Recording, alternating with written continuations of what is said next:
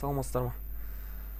Бүгін біз Javaдан бағдарлама жазудың ең алғашқы сабағын бастағалы отырмыз. Және бұл сабақта біз Javaның қоршаған ортасын компьютерімізге орнату және Eclipse'пен танысамыз.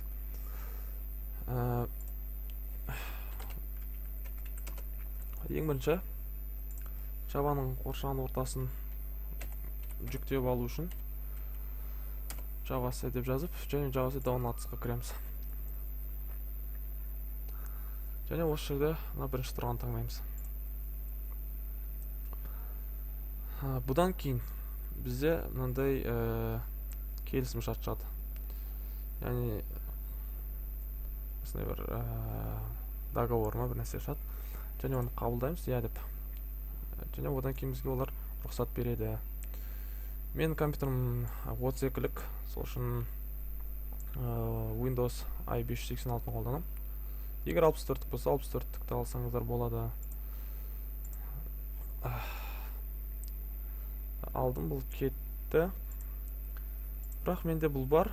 Мен бұны орнатып та қойдым. Бұны орнату қиын емес мүлде. Және Eclipse'те интернеттен табу оңай, өзінің официальный сайты бар. Немесе Eclipse'те Google-ға жазсаңыздар да болады. Eclipse Downloads'қа кіреміз. Және осы бірінші тұрған бізге керек. Java Development Kit'ті орнатқан екен, яғни қоршаған ортаны. Одан кейін барып Eclipse'ті орнатуымызға болады.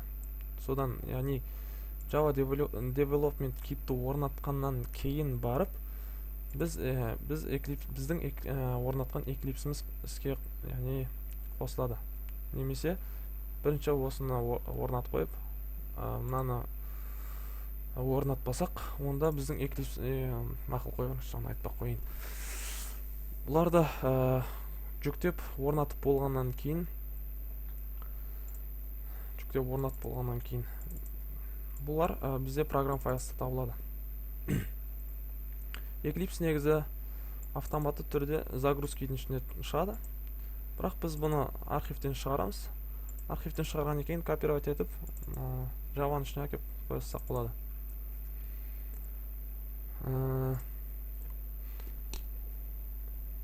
Және бұл Java бұл негізінен объектіге бағытталған бағдарламалар болып табылады.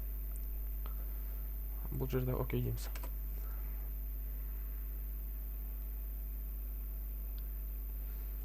Different one. Бұл бізде қосылып тұр екен ғоске. Яғни мынау біздің жұмыс істеу ортамыз, яғни бұл құралымыз деп те айтсақ болады. Яғни Eclipse деп атаймыз. Eclipse'те жалпы жұмыс істеу оңай. Яғни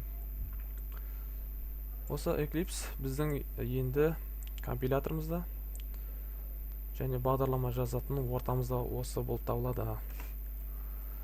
Тыңдағандарыңызға рахмет көп-көп. Хабарласқанша.